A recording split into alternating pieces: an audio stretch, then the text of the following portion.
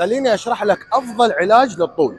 وين جماعه اللي يدورون يطولون، اللي يقولون احنا لازم نطول بهاي التمارين او اكو تمارين تطولنا، او يعني المهم بكل الطرق يحاول انه يقنع نفسه اكو شيء اسمه تمرين يطولني او حركه تطولني. زين، علميا ماكو اي شيء علميا ابد نهائيا. الدراسات تقول من الممكن انه فتره قبل ال 16 سنه قبلها ممكن انه السباحه، التغذيه مالتك وعامل الجينات الوراثيه، اذا كان عندك قوي راح تطول.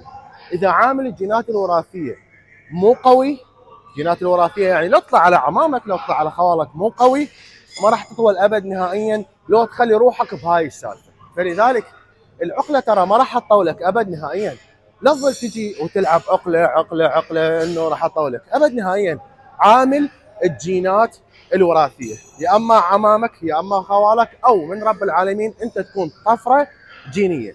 لذلك لا تقتنع باي واحد يقول لك هذا التمرين يطولك، انسالي هاي السالفه.